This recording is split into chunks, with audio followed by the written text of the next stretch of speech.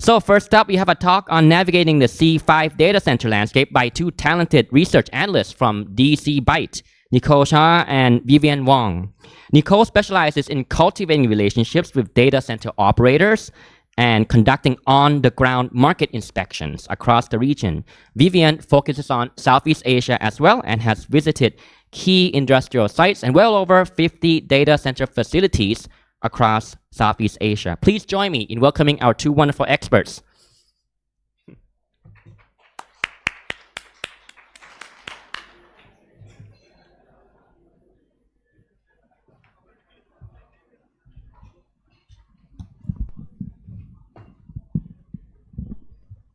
Test. Okay.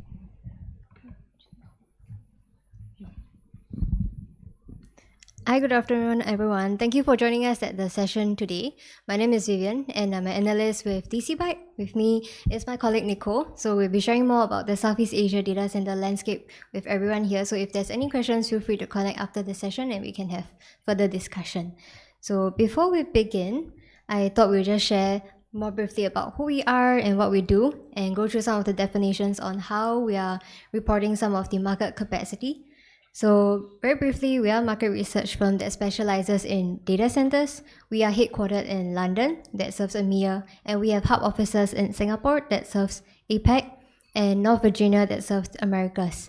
So globally, we have about 30 analysts, and our main product is an analytics platform that actually hosts about 7,000 data points right now on all the data center assets globally.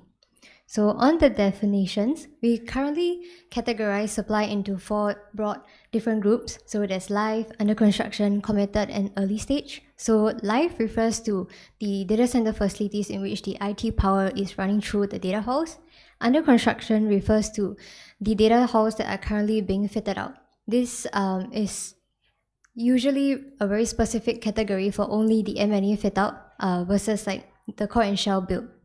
Whereas committed IT refers to power shells and projects in which the land, power, water approvals are already secured, and we have confidence that this will be added into the overall market supply in a span of 3 to 5 years.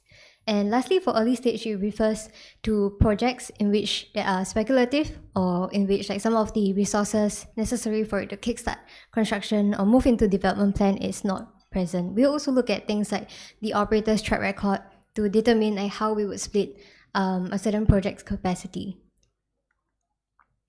So outside of Singapore, the main data center activity in Southeast Asia are in Indonesia, Malaysia, Thailand, Philippines, and Vietnam.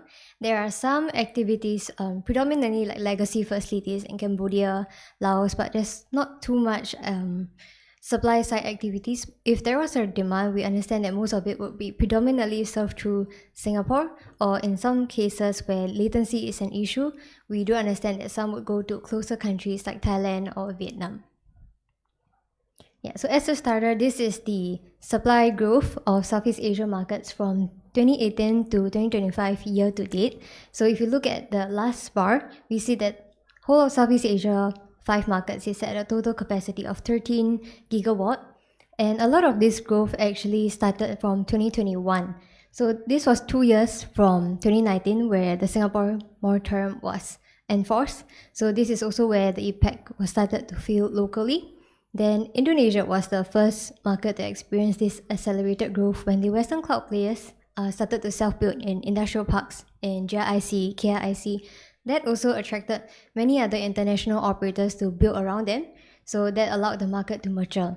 But since then, if you look at the grey color bar, it has since averaged a bit more moderate growth, but this may potentially see a change because we are starting to see more activities in the sub-market of Batam, which previously in the competition to become a Singapore spillover market, it has not managed to gain as much traction, largely due to not having a formal LAN connectivity where operators are able to connect more quickly or expand their connectivity offerings. But we have seen the first hyperscale deal, and we do expect that from then on, there will be more operators interested in the market. Then in 2022, we start to see a bump in the Malaysia market, which is represented in purple. A lot of this was then driven by Johor, which at that point of time, KL was already established as a data center market with about 80 megawatts of live capacity, but not too much hyperscale per se. But Johor's growth was really explosive in that sense, because when Byte first entered the market, they took over 200 megawatts of capacity across different data center operators and has since continued to expand. That also attracted other cloud players, regional tech companies that will reflect in the next few slides with everyone. Then Malaysia's growth continued to shine through 2023-2024. This was actually contributed by the Western cloud players, which entered the KL market, the capital city, with very major campuses planned, at least 240 megawatt each. So that totals about 600 over megawatts that's planned.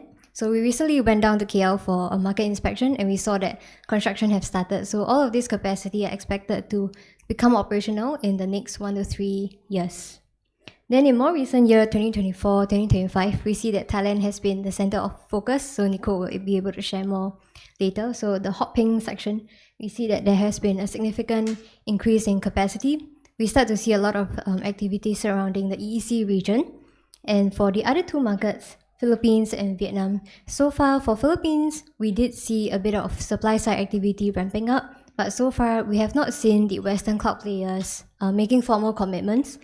Whereas for Vietnam, the growth is largely muted due to the regulatory constraints, and international operators are not able to build as quickly with scale thus far. Yeah. So as we discussed, the Southeast Asia 5 markets, we see that when the markets were at the very early nascent stage, a lot of the data center operators were predominantly the local telcos, such as in Thailand, we see True IDC, National Telecom. But as the market matures, there's more international player that comes in. So, so far in the past 3 years, we have seen Australian operators like AirTrunk, NextCC, Japanese players, NTT, and in more recent years, there has been a number of increasing Chinese operators coming into the space. So GDS, or now Day One, and Bridge were the first few operators that were early movers and managed to expand quite successfully, even able to capture some of the Western customers within some of their projects in Malaysia. So that also brings us to the point on the hyperscalers, cloud service providers. Apart from cloud players, we also see the regional tech companies, ByteDance, C Group contributing to a significant amount of demand. And Oracle is an interesting one here because starting from last year, they started to sign leases in the range of 100 to 200 megawatts. So that actually has been quite an outlier from their previous activity where they could only be signing leases of 10 to 20. Yeah, so this table would summarize the presence of the Western cloud and Chinese cloud players in the market. So Indonesia and Thailand has managed to secure the entry of almost all of the cloud players. But if we were to look at it from the perspective of total planned capacity, we do note that Malaysia actually has the largest amount planned. Given the amount of activities from the players like Google, AWS planning within the Thailand market, we do expect that Thailand will be a strong contender with Malaysia, depending on how their eventual strategies pan out in the market. Yeah. So as we discussed the Southeast Asia region, we do note that there is a lot of activity that is driven by the cloud players. So in our most recent data center global index, we did a study on how much cloud is actually contributing to the total global demand. So from 2019 to 2024, we see that cloud is contributing to about an average of 50%, and this is followed by social media and AI. AI demand started to enter in the space of 2022, starting with 3% and then 6% in 2023, and 2024 is an average of 11%. So cloud is still a predominant demand driver within global region, followed by social media. But so far, we see that AI is an increasing proportion. We may think that social media seems to be on a decreasing trend, but the note to this is that for social media, we observe that for leasing activities, they tend to be a bit more chunky. So in a year, they can take over 200 megawatts, but the next year, they could go quiet. And then it takes them maybe around 1 to 2 more years before they take another wave of few hundred megawatts capacity. So it tends to fluctuate a bit more. So in some years, it may appear as a larger proportion. So everyone may be wondering how this might look like for Southeast Asia only. So we prepared this for today's session. So we split this by the self-built and co-location proportion. We see that it's quite evenly split for the cloud self-builds versus the co-location social media, around 27%. I think a lot of the social media demand is contributed to what's happening in Johor and now Bangkok. So that's why we see that if we were to sum up, so far it's about 27, much higher than what we see globally. So, and I wanted to note for AI, we are currently recording a total of 4%. This number may seem small based on some of the historical take-up that we track in the market, but there has been quite a number of inquiries that we're recording in markets like Jakarta, where Chinese players may be looking at 1 to 2 megawatts, and then in Thailand, we see that Siam AI is taking about 10 to 15 megawatts. So I think at this juncture, it's quite timely that I can hand over the time to Nicole. She can go through some of her observations in the Thai market and some of the activities that she has been observing. So Nicole, please. Oh, oops. Thank you, Vivian. So what does the Thai data center market look like today? All these numbers, unless otherwise stated, are as of today. And currently, the Thai data center market is recording a total IT capacity of 2,589 megawatts. Do note that the majority of this is in early stage, so it's not built out yet. Over the past couple of years, and especially in the last year, we've seen substantial growth in the Thai DC market, with a lot of new entrants and projects coming into the market. So to highlight this growth, we have the annual supply growth of Thailand from 2019 to 2024. And in Thailand, growth really started in 2021. In a span of just 3 years, the market has grown more than 8 times its original previous size in 2021. This rapid growth really underscores the potential that Thailand has for significant growth in the sector in the next couple of years. To illustrate this potential, we have the live IT per population in the markets. And what I want to highlight here is the difference between developed markets and emerging markets. And that is that emerging markets have very large but underserved populations, right? And in these emerging markets, the economy is still developing. There's an increasing demand for cloud adoption, digital services. On top of that, emerging markets like Thailand has relatively low barriers to entry. You have affordable land, labor, and resources, making these markets very attractive for investment. To give you a sense of the player landscape in Thailand, like Vivian mentioned, at the start, usually what we observe is the local telcos leading. But with the entry of international players like STT-GDC, for example, we've seen a shift in market leadership. And this trend is expected to accelerate in the next couple of years with more projects coming online this year as well as in the coming years from international operators. So here we have the C5 markets by total IT supply. And you'll notice that for each of these markets, majority of the capacity is in early stage, which makes sense because in these markets, there's relatively lower barriers to entry, which means that operators can enter speculatively. On the top of the leaderboard, we have Malaysia, and Malaysia is expected to maintain this lead primarily due to Johor's role in serving regional demand. Thailand is second on the leaderboard, and currently the stage that we're at is Thailand is really building up momentum. We're seeing a lot of new projects as well as larger projects coming in, and even at this stage, it has outpaced Indonesia, which has already experienced that ramp up on the back of cloud entry.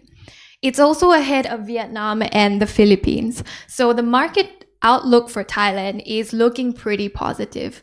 And in the next section, we're going to go through the opportunities as well as the challenges that's going to shape the future of the Thai DC market. So first up, opportunities. Bangkok is currently experiencing a surge in digital transformation, and this is on the back of government incentives as well as growing enterprise adoption of cloud and emerging technologies. The upcoming data localization regulations, slated to be implemented in September 2026, is spurring businesses to seek out in-country data storage as well as strengthen local connectivity infrastructure. right? So as a result, the city is gaining momentum as a strategic location for digital infrastructure. Another factor that is contributing to Bangkok's growth in the DC market is its relative abundance of resources, namely land and power. We have power producers like Bgrim pledging to supply significant amounts of capacity to DCs through PPAs. We have our developers, WHA as well as Amata, expanding their land plots to make way for hyperscale builds. In contrast, in a comparable market, Malaysia's rapid growth has now led to concerns around power and water availability.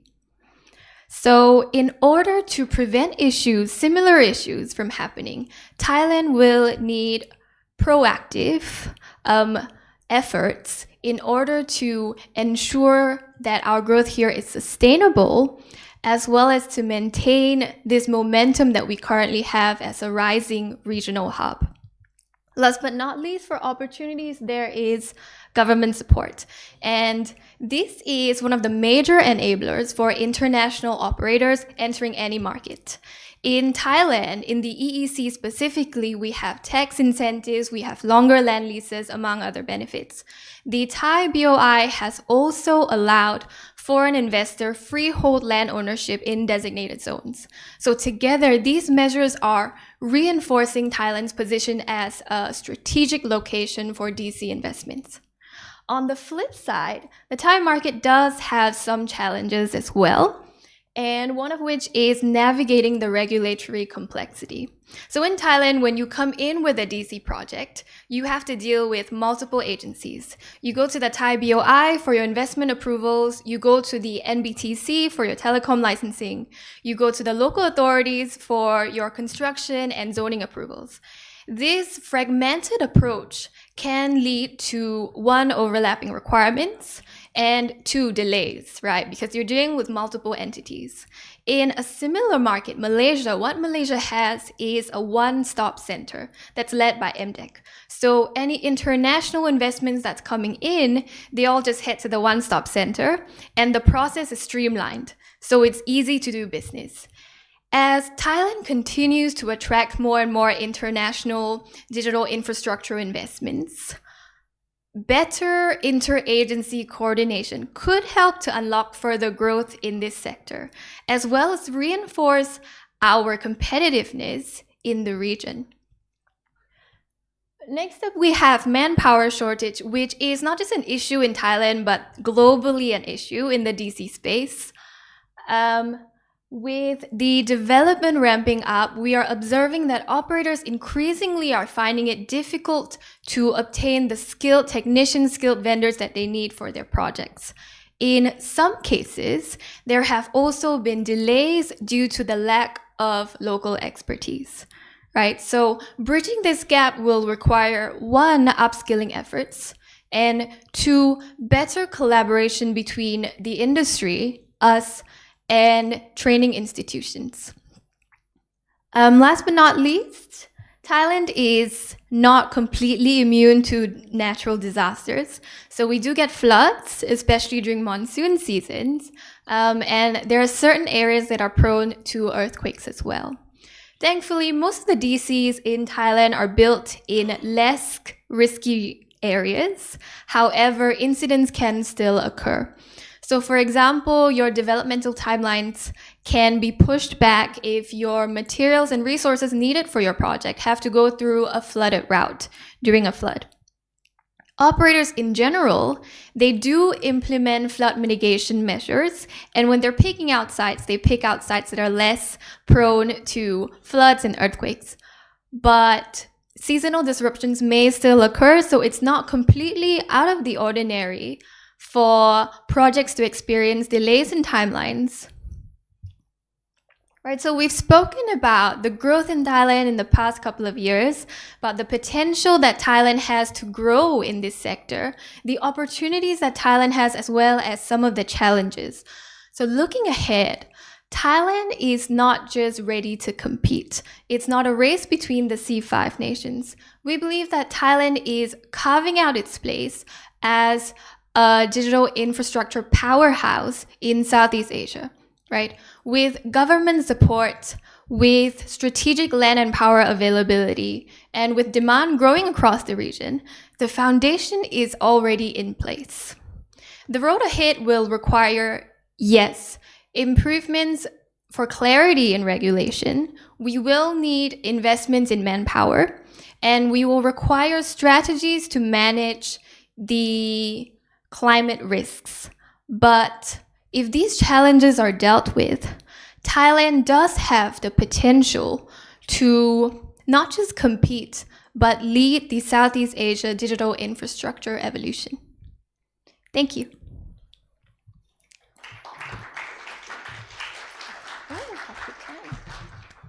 Thank you very much, ladies, for sharing your expertise with us here today. To continue with the topics, we have a talk now on building an open standards-based DC fabric by Bastien Claeys, who is a Nokia regional product line manager for data center and IP routing. He will share with us on how the standardization of data centers can enhance scalability, reduce costs, and ensure a more sustainable and adaptable data ecosystem. Please take it away, Bastien. Thank you very much. All right. Okay, thank you. So good afternoon, everyone. My name is Bastien Claeys. I am regional product manager at Nokia for data center solution. And now is the time of the day where we are going to ask ourselves, how can we build better data centers? Now, this is quite interesting to discuss this here in Bangkok, in Thailand, given the important data center market growth, as DC Byte just highlighted. So I really hope that you can take something away from this session. And if not, well, at least you will know that Nokia is no longer in the phone business and actually has a data center solution. End of my sales speech. And let's start with an observation.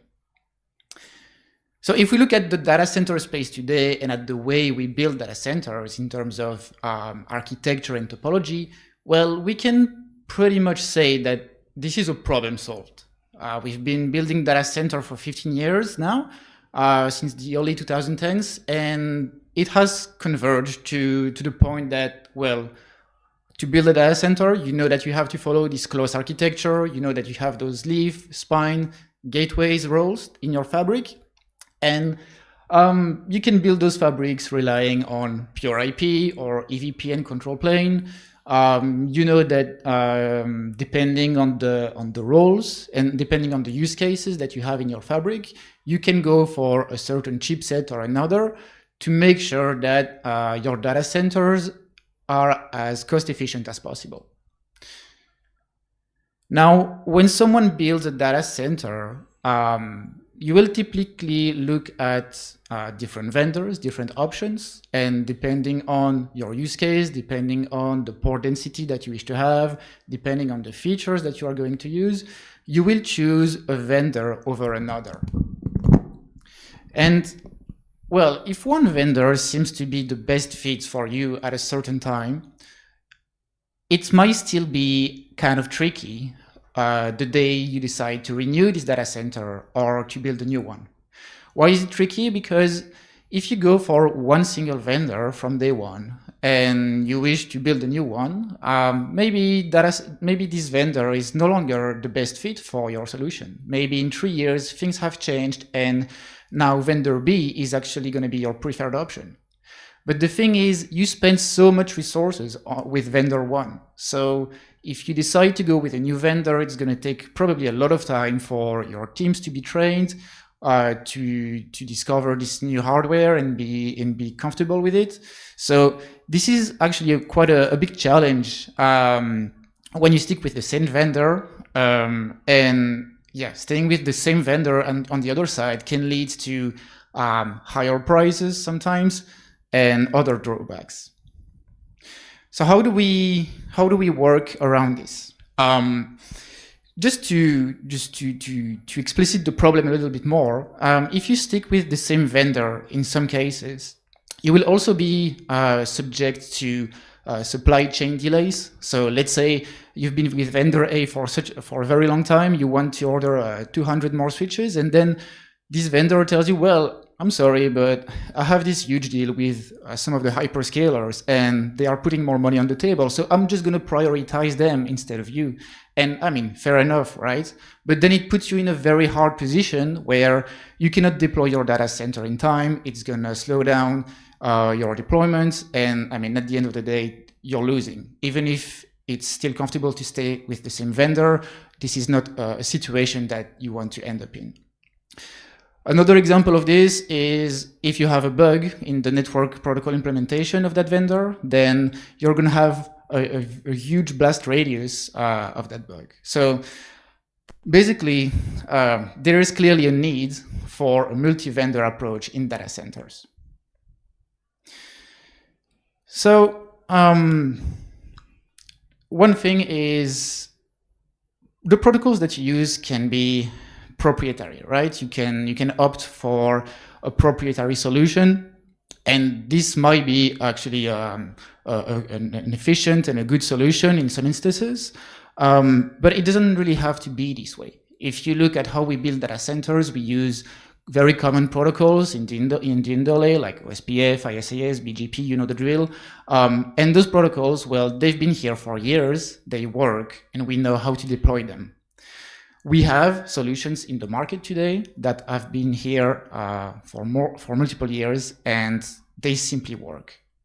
So not only proprietary solution can slow you down in some instances, especially if you decide to go from one vendor to another, but you have all the reason in the world to use standardized practices that will allow you to remain flexible and agile if you decide to switch to another vendor. So how do we get there? Well, first, let's take a step back. If we look at the way we built data centers at the early 2010s, well, we were just trying to build data centers by statically assigning VTEPs and flooding traffic in the fabric. That was highly inefficient, needless to say. The solution was somehow vendor-specific, so it gave you no chance to actually interop with any other vendors. A few years later, we started deploying, again, statically defined VTEPs, but we decided to add multicast groups, because with multicast groups, you now know where each service is defined. So we could send the traffic in the fabric. Okay. We could send the traffic in the fabric to the right and the relevant VTEPs. But again, this is vendor specific, and you need multicast in your fabric, which is not necessarily something you want to deal with unless you have other options. Then a few years later, again, we started seeing the emergence of hardware VTEPs with SDN controllers. Great solution. We separate the control and the data plane, but the drawback is that it's a proprietary solution. So if you use this NDN controller, you're less likely to be able to use different vendors in your network. And then, a few years after that, we started seeing the deployment of EVPN in data center fabrics. EVPN, for those who are not aware, is a unified control plane for different network services. So by using EVPN, you can you can deploy your VTEPs and then propagate service information across VTEPs in the fabric. So not only EVPN can solve this VTEP assignment issue, but there are other aspects that need to be taken into consideration when you deploy your fabric. If you stick with proprietary solution, then you will be stuck, as I was explaining before. And examples of this are, for example, MCLAG. MCLAG is a proprietary protocol by definition. So if you use MCLAG with vendor A, you will not be able to interrupt with vendor B unless some specific efforts are made into this, which is not very much the case. So with the VPN multi-homing, we are solving this. Now, another example could be CDP, FDP, and EDP that have been replaced by, now a long time ago, LLDP. But this is yet another example of why we need to have standardization in the industry. Lastly, I just want to mention we also have MSA, so multi-source agreements for pluggable manufacturers. So those agreements are not exactly standards, let's be honest, but they are agreements on how to build those form factors to make sure that they are at least physically compatible. So all those different features that have been standardized are showing us the way to using EVPN VXLAN in our fabrics. With an EVPN control plane, you can easily then deploy this protocol on different silicon. It doesn't really matter what is the chipset used. You can just trust a vendor that has implemented EVPN properly, and then you can confidently assume that you will be able to interop with other vendors. So here you have just a few examples of this. Actually, if you look at different vendors' implementation, you see that they all provide validated blueprints and they all rely on EVPN. Sure, they do sometimes use different IGP protocols, but this is nothing crazy here. We're talking about IGPs that have been developed for years and that are now standardized and interoperable. Now, more than just, I can talk as long as I could to talk about compatibility, but I think the most critical proof of this is all those interop tests that are being achieved in the industry. One of those tests is done by EENTC in Europe.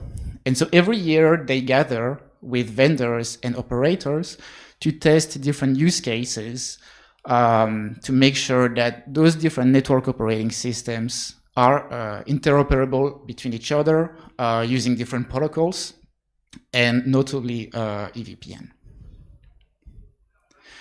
So EVPN is one of the key pieces to make sure that our routers are interoperable between them. Now, the other aspect that we need to take into consideration to make sure that we can easily go from vendor A to vendor B is to standardize our interfaces. And what do I mean by this? The way we interact with switches is more and more often now following a model-driven approach. Model-driven approach means that you will be able to provide validation, rollback. It will easily favor automation in your network. So with this approach, if you use this on your network operating system, you will be able to you will lay the foundation for better interaction with your network operating systems. And then the management interfaces that you typically see based on model-driven are, for example, netconf or GNMI. And they allow you to interact in a standardized way with your routers. Now, quick word about GNMI and gRPC in general. For those who are not aware, GNMI is one of the interfaces built on top of gRPC. So gRPC stands for Google RPC, Remote Procedure Call. And gRPC provides different interfaces that you can use. Once those interfaces have been implemented on the switch, you can use the same syntax, the same language to communicate with routers. For example, GNMI is used to retrieve configuration, to read configuration, to apply configuration. So you can just use the same call, whether it is a Nokia switch or an Arista switch, you will be able to interact with it the same way using the appropriate configuration. You also have other interfaces related to security, related to operations, and finally also a bit of a special case for GRBI for route injection. But overall, all those interfaces allow you to interact with your switches in a similar way. So once we have EVPN, once we have our model-driven interfaces, multi-vendor environments are slowly becoming a reality, right? Once we have those interfaces, we can then create fabric controllers that are talking to those routers using that language. And together, they will allow you to orchestrate your fabric using standards in those scenarios. If you look at the industry right now, actually, if you look at the different vendors, you will see that you have multiple products on the market. using this approach, using GNMI to communicate with switches, and you see that progressively we see different vendors implementing multi-vendors in their offer as well. And that's clearly a fact, clearly a proof that multi-vendor is, well, has always been a concern for sure, but is becoming a reality, slowly at least, in the data center space. So I will just close here by saying that, well, if there is a few things to remember here, first off, vendor lock-in is clearly something that you would want to avoid, right? It's not going to lead you to any major benefits. You can stick with one vendor, but then you're exposed to supply chain delays, you're exposed to higher costs. So using open standards is going to help you having this flexibility of moving from one vendor to another, or even mixing vendor in the same network. Now, using open standards with a VPN, for instance, is one thing, but then we also need those model-driven interfaces that will allow you to build automation on top of this, and then eventually orchestrate your network the best possible way. And once you have orchestration, you can use this to make sure that you can have observability, providing better troubleshooting at the end of the day.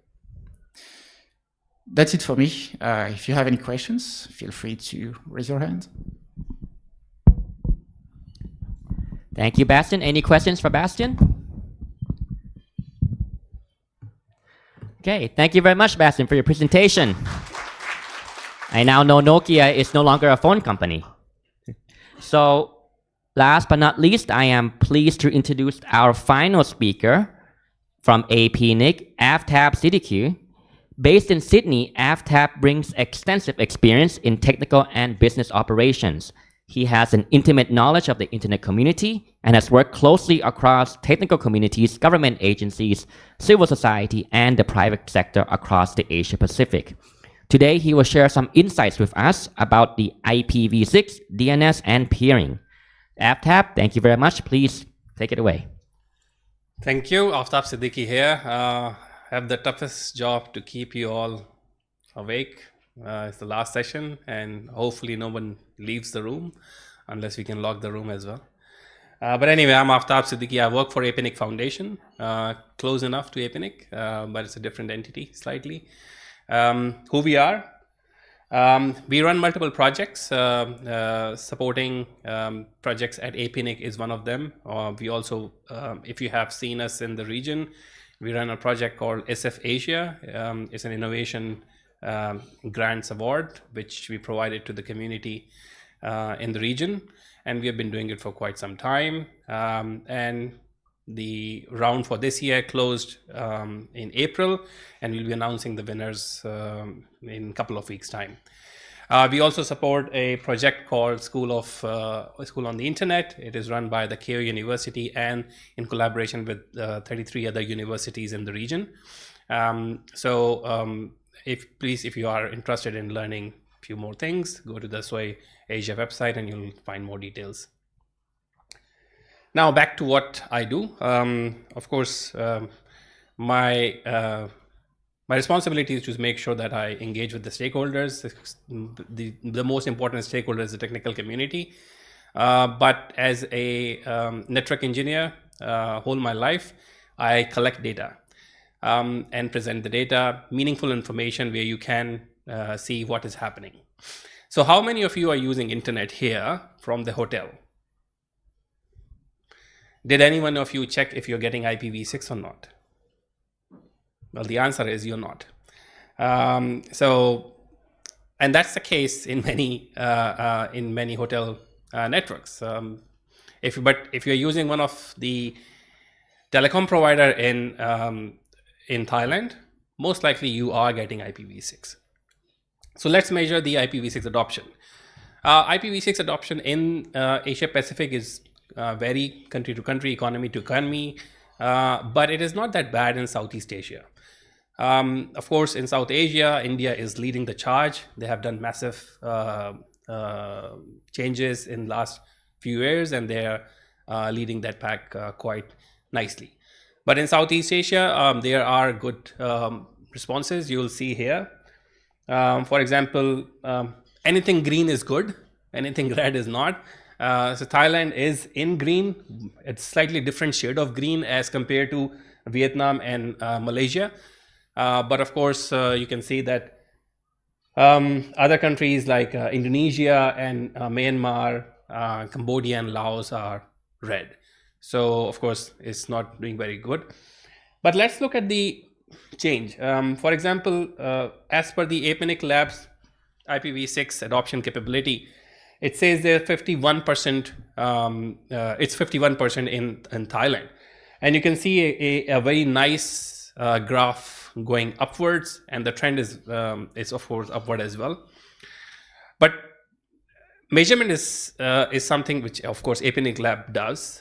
You must have seen Jeff Houston presenting it quite extensively. It is done with the help of Google Ad Network, and it gives you a global view at what is happening. There are other measurements which provide some kind of details that what is happening on the IPv6. So look at them. If you have seen Cloudflare Radar, it's a publicly available measurement platform. They provide a lot of details. So IPv6 adoption is one of them. According to them, Thailand is around 46% IPv6 capable, or the adoption rate is at 46%. Of course, Google provide their own data set, and according to them, Thailand is 45.89%. So 51%, 46%, 45.89%, which is quite close to 46. Which one is accurate? Any idea? Any suggestions? Which one is accurate? Well, the answer is all of them. You can pick whatever you want. It's interesting. I would say, like, how is this possible? One is saying 51 point something, 45 point something, and 46%. How can they all be accurate? The problem with that is it all depends on these points. Every time you measure something, measurement is hard, number one. And measurement, whenever you do the measurement, it adds some biases. It's a long list of biases. One of my ex-colleague, he's not here at the moment, Amrish, who did the presentation, he literally has a PhD in that. So there are a lot of biases in when you do measurements. Some of them are mentioned, the selection, sampling, confirmation. Confirmation is the bad one, I would say. You're just trying to prove your point by showing some data set. So just avoid that. But the presentation interpretation bias is the most important bit. And we face that quite extraordinarily in our measurement in the network side. When you present something without any context, that's the presentation bias. If I just give you a graph and the graph is going up, that's positive. But that is the bias I have added in that presentation. But if I show you a graph and try to add a context to it, I am just adding an interpretation bias, because I am interpreting a graph in a way which proves my point without showing the actual picture. So whenever you do the measurement, make sure you add all the nuances or caveats attached to that, so that it is more accurate and more appropriate. So none of those figures are wrong. It's how they have been measured. So Cloudflare, of course, measured it from their own infrastructure. The APNIC Labs measure it from their own infrastructure using Google Ad Network, and Google measure it from their own CDN network. So they all are right. None of them are wrong, but the perspective is different. So now look at it from the network side. In Thailand, there are active 439 networks. 439 ASNs are in the routing table. There are 9,967 IPv4/24s in the routing table, and around 1,233 IPv6. If you look at the graph, the IPv6 graph is pretty steady. It's not moving much. Whoever is announcing it is announcing it. Nothing has changed. IPv4 is gradually increasing, not much. So as the ASN. Of course, the IPv4 is running out. Not much IPv4 is available. Number of ASNs, the annual growth rate in the region is around 3,000 ASN. In the whole Asia Pacific region, 3,000 ASN per year. So divided with the 56 economies, that's not big change. So you can see that there's not much happening there. Now going back to the statistics which APNIC Lab connects, right? So they came up with the number of 51%. 51% point something Thailand is IPv6 capable. That is what they say. But if you go into the details, they'll give you exactly how much each network is capable of IPv6 or providing the capability to their end user. And if you go to that list, you will find that the top 10 ASN, the top 4 out of those top 10 ASN, top 4 are leading the IPv6 charge. So I have added 2 more columns into that. One is because radar collects the population behind a network. For example, if you are using AIS, the Cloudflare radar will suggest that how many people are using AIS network as well. So they have also listed the population behind that network. So I have added that. And Internet Health Report, which is run by IIJ, Internet Initiative Japan Labs, they provide the percentage of network behind an ASN. So I have added that as well to add more context to the measurement. So if I look at this number, the advanced wireless, the AIS, the true online, AIS fiber, and Triple T broadband, they are leading that charge and providing that. The weighted average of these 10 networks is around 53%. If you add all the other remaining 425 networks, they will reduce the weighted average because they are not providing IPv6 at all. So that is the context which was missing from that percentage. Yes, a lot of people. So if you combine the population here, it's a big number. It's around 25 million population in Thailand are behind IPv6 capable network, but the remaining are not. So let's see what is happening with all the other 425 networks. We see that, okay, fine, the top 10 are doing something good. The top 4 are doing something really well, but the remaining 6 are at least trying to make a difference. But what happened to the 425 remaining one? So if you look at the last 3-year delegations from APNIC, so you can see that in the IPv4, there were 26 delegations it's from 2023 up till 2025. But in IPv6, there were only 18. So there's first discrepancy here. So whoever is coming in to get resources from APNIC, they are actually not asking for IPv6. They are only asking for IPv4. So then how do you measure that what is happening? So there are a couple of things you can measure. Number one is, do you want to measure what percentage of population using internet which has IPv6? If you combine these top 4 players, that's 29.3 million population who have access to the internet, have access to IPv6 as well. And what percentage of the population of Thailand is online, have access to the internet? Any idea? Any guesses? What percentage? 50, 60, 70, 80? 90%. So 90% population in Thailand have access to the internet. Of course, Thailand is any other economy in Southeast Asia. Thailand is mobile heavy. So the most of the internet is through mobile. And that's why the numbers are high, because these mobile operators are providing IPv6. So that's why it's high. So the statement would be around 24 million internet users have IPv6 access, which is roughly 35% of total internet users. Why 24 million when the number is 29%? Well, it's the game of weighted average, because the weighted average is 77%. So not everyone on these networks have access to the IPv6. So only 77% on these networks have access to IPv6. So not everyone. So there's added more. So only 24 million. Well, it's still a big number. I mean, I can compare it with Australia, where I live. It's like 25 million population. So it's a big number. So 24 million people have access to the IPv6 who are using these networks. And that is a big change in terms of, but that context is missing in any of the presentation we saw. Okay, what else we can measure? Do you want to measure how many networks in the country are providing IPv6 to their end user? Because for the industry like this, where we are with the community, our community, this is the most important bit. How many networks in Thailand are actually providing IPv6? The problem is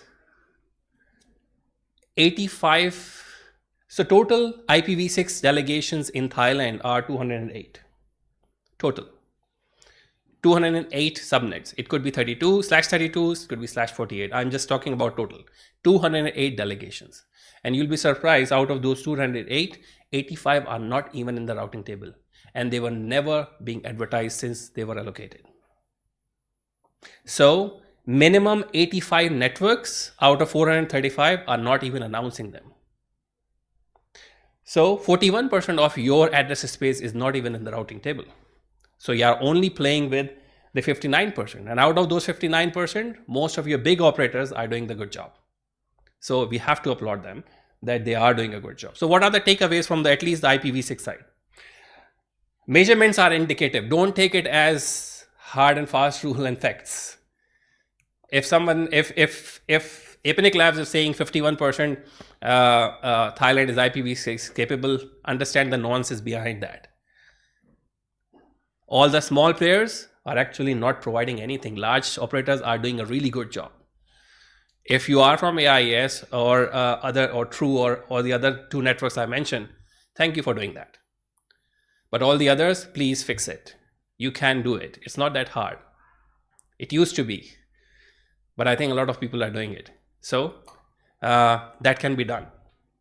Smaller networks are lagging behind. And this is where we have to jump in. This is where, is it because of the lack of knowledge, lack of awareness, some kind of fear? Something is missing.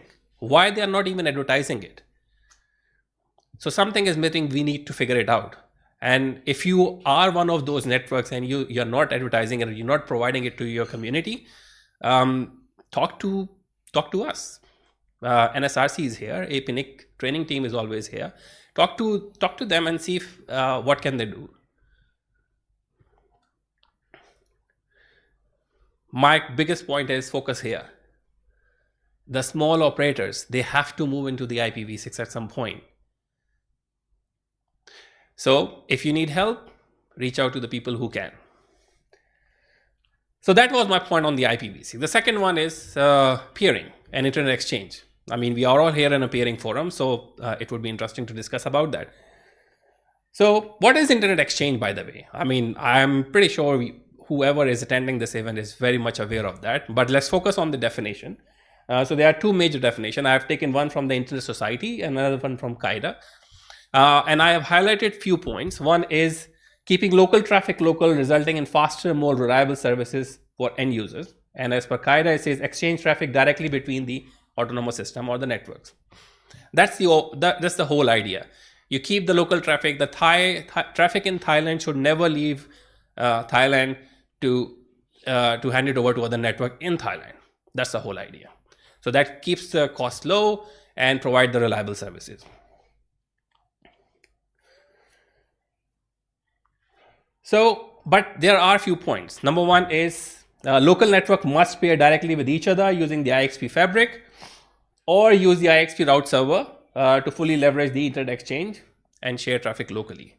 So all the networks in Thailand. So, I mean, in an ideal world, all 435 networks should be connecting locally in Thailand. In an ideal world, I would say 50% would be doing it. It's amazing. Failing to join an IXP harms the local operators. For example, if you are a small operator and if you are not joining an IXP, how are you using the internet? How are you providing the internet access to your customer? Through transit. And I think we all agree on one thing, that transit is expensive than peering, right? I mean, if you are in peering forum and if we have to discuss on that point, that is something we can do during the social, right? But peering is always cheaper than the transit. And if you are a small operator and cost is something you are worried about and you're not joining an IXP, you should. So earlier this year, APNIC Foundation partnered with IIJ Labs. Their product is called IHR, Internet Health Report. So you can go to IHR.live now and you can select country reports and put any country. So if you put Thailand, it will give you the report of Thailand. So we worked with the IIJ Labs research team and added another column called peering. So peering will give you a lot of details about the country, the economy you are searching or looking for, and provide more details. So why we did that? I mean, we wanted to understand two things. Number one is how local networks are peering in the country, and who are the international networks coming in and peering locally in the country. These are the two important bits we wanted to understand. The data is based on peering DB, Qaeda, Analyst, Looking Glass. This is all indicative. Of course, this is all voluntary data, not 100% accurate, but it gives you some idea that how it is working. The IXP outlook, if you look at the Thailand, of course, there's no surprise. BPF2025 is still the most successful one in the country. Then there's combined couple of them from the CSL, that is one. Then Thailand IX, THIX, BBIX Thailand, M6, True IX, and goes on. But again, it is based on if you have ever followed an IXP on any social media, whether it is LinkedIn or Twitter or X or any other social media platform. One thing every IX would like to show off is number of members they have and their aggregate traffic. It's not wrong. I mean, that is the success measure for an IX. That how many members are there and what is the aggregate traffic. That's how we judge how successful that IX is. But does it tell you how many local members are there? No. No one showed that. There's no ill intention about it, but that measure is not there. So this is what we are trying to do here, to give you that measurement. How many local networks of that economy are on that IX? So, of course, most of the Thai networks actually are connected to IXPs in Thailand. But some are connected in Singapore. Some are going to Hong Kong. Some going to Netherlands, Germany, Great Britain, Japan, US, and other countries as well. But majority are in Thailand. So where are they connected? You will see this square graph. Probably it's not very readable, so I would say you can open it on your laptop if you can, or maybe later. It gives you an idea that which is the most prominent IXP for Thai networks. Thai networks means a network which is registered in Thailand as per the APNIC delegation. Right? You could be a former international company, but if you have an ASN which is delegated to you as a Thai organization, it will be considered as Thailand network. And how many were they? 435 networks in the global routing table. Out of those, 29 of them are on BPF2025, 27 of them on THIX, 16 in BBIX, Econex Singapore 14, then CSL Thai IX Bangkok 14, True IX 13. And you can see there's an overlap. So out of 29 who are on BPF2025 IX are also present on THIX and are also present on BBIX, 9 of them, and are also present, 3 of them in Singapore IX and 4 of them in Thai IX Bangkok, CSL Thai IX Bangkok. So there's always an overlap, and that's common for big operators.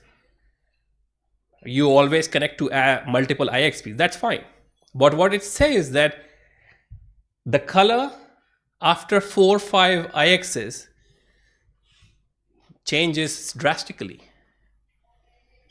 There are a couple of things that this graph shows. Number one, there are too many IXPs in Thailand. And not many people are connected to them in Thailand. So probably they are serving something, but it's not working. There are some IXP networks which are connected to foreign IXPs, which is absolutely not wrong. People do that. Bigger operators, as I said, they want to get closer to the networks, closer to the content, and they appear internationally, which is fine. So the top 5 IXP in terms of local networks is BKNX, Thailand IX, BBIX Thailand, Econex Singapore, and CSL Thai IX.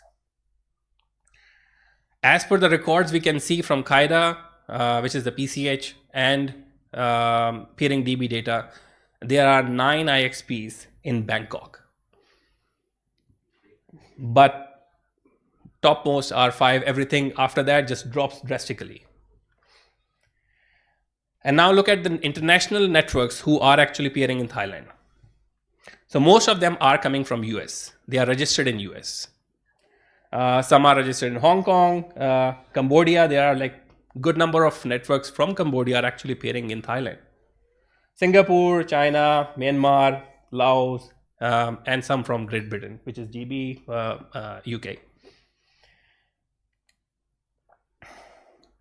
So the international networks which are outside Thailand, registered outside Thailand, predominantly are just revolving around a couple of IXPs.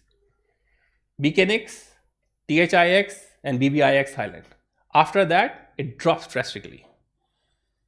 So all the other 9 IXPs, they only get 1 or 2 or 3 big networks from outside Thailand.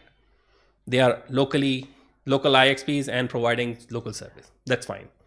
But for any international one, they only rely on the 3 topmost one. And again, if they are connected to BKNX, there's likelihood they'll be connected to BBIX and also to the THIX as well. So whoever is coming in from outside Thailand, they prefer to connect to at least 2 of these 3 IXPs. Everything else, there's a very small number. So what do you get from these data, right? One is when networks are spread across many exchanges, does it help? If you have many IXPs in your country or in your or in your city, I would say, does it help to connect to one and then you assume that you will be sharing traffic locally?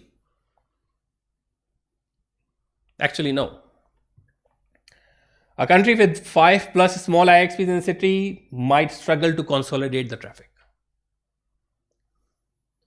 So if you have an IXP with 2 or 3 members, yes, those 2 or 3 members will be able to share traffic with each other, but that you have created an island.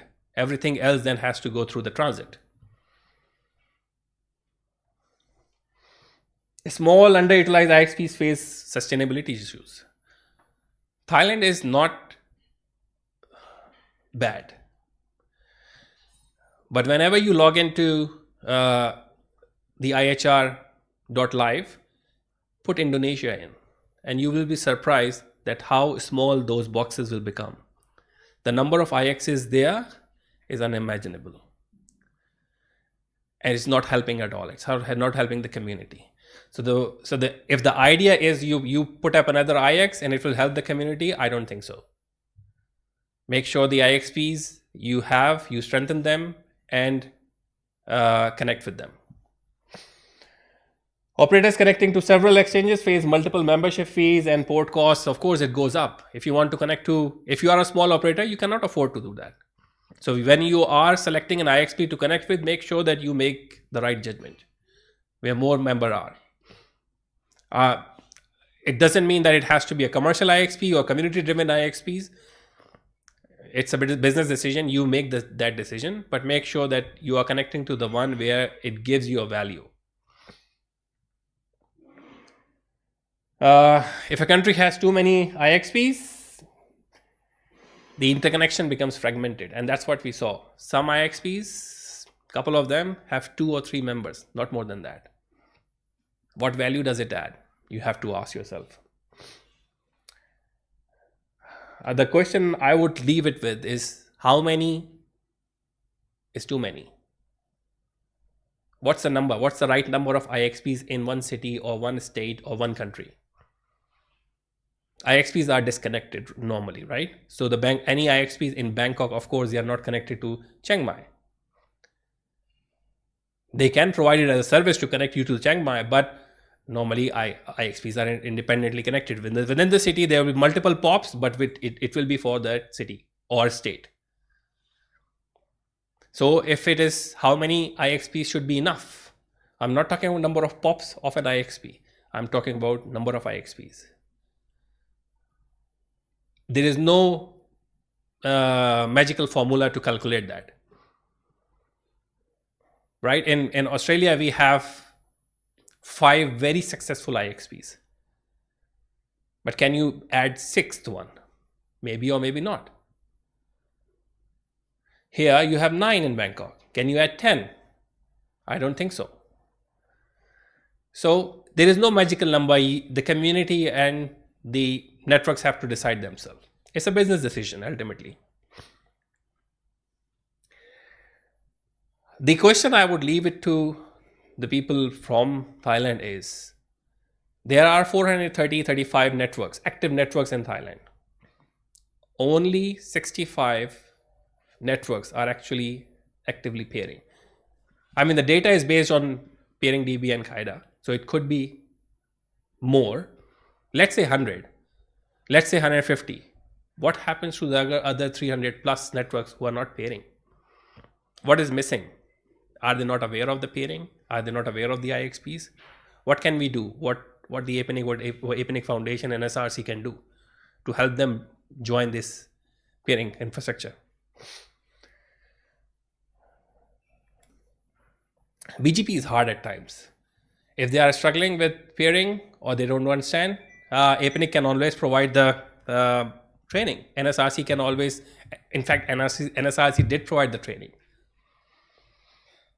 If one of the largest news network couldn't pronounce BGP, then you can understand BGP is hard.